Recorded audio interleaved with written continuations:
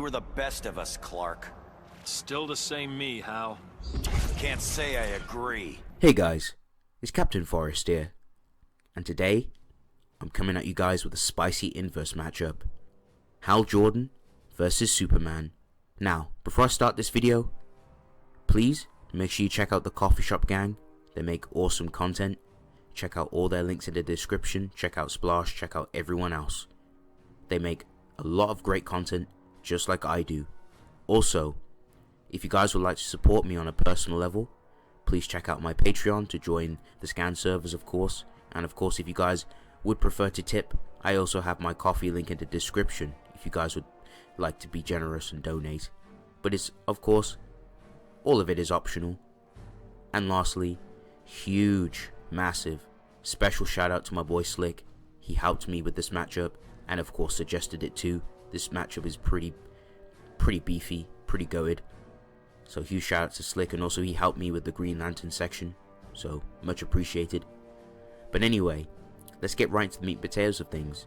So in today's video, I'll be going over Hal Jordan versus Superman. The versions I'll be using for both combatants will be their post-crisis counterparts.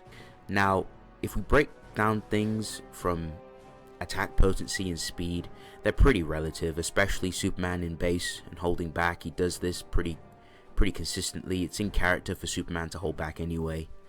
We've seen Green Lantern being able to like hurt Superman. We've seen Hal Jordan be able to do it pretty consistently, pretty nicely, especially when he's holding back. Now, let's talk about Hal Jordan.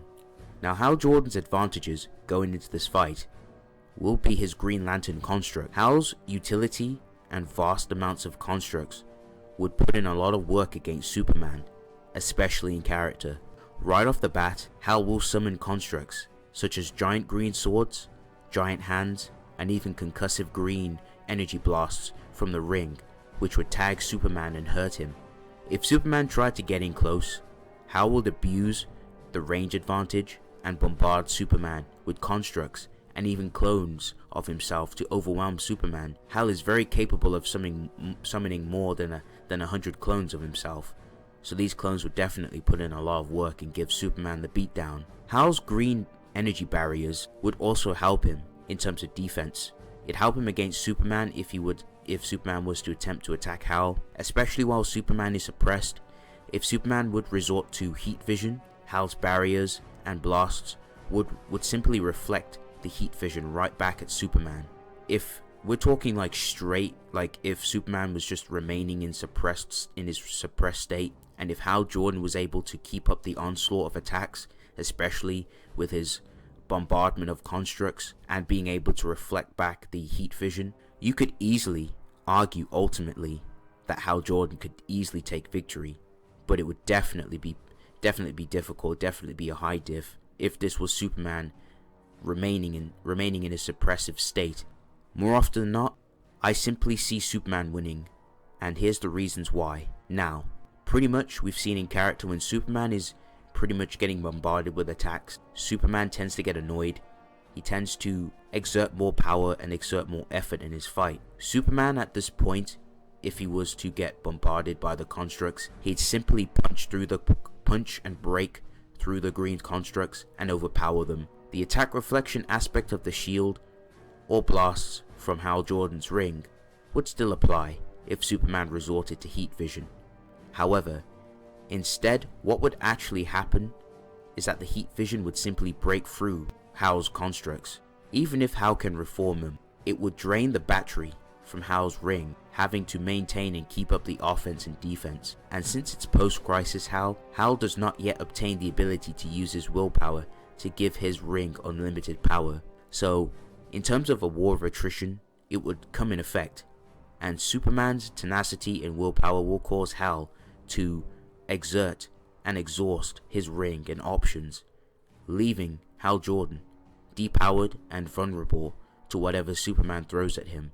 And even if we used Rebirth Hal Jordan and granted him his unlimited power and constructs, Superman would be far too powerful. He would simply eclipse the constructs in terms of attack potency and push right through them, effectively dismantling all of Hal Jordan's defenses, and would simply take Hal Jordan out of the equation.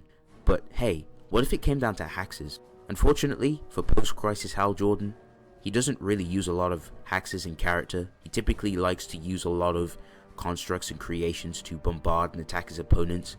But even if we granted the ability and allowed Hal Jordan to use his hexes out of character, it simply wouldn't matter.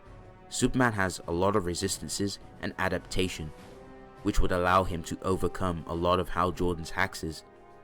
We've seen consistently that Green Lanterns can use their rings to perform hexes and abilities, such as the time where Hal Jordan was able to transmutate a person into a seagull. He's also been able to use his Green Lantern rings to also affect people on a mental and spiritual level. We've seen him be able to use those rings very casually.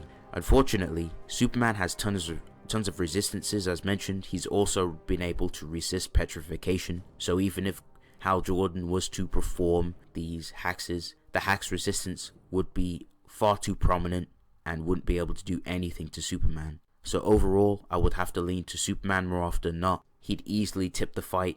He'd just take control of the situation. His AP would just overwhelm Hal Jordan, and it would just lead down to Superman winning more often than not. But yes guys, that's pretty much it for the video. Thank you guys for watching. If you guys enjoyed this video, please leave a like, comment down below, and I'll see you guys on the next one. Peace.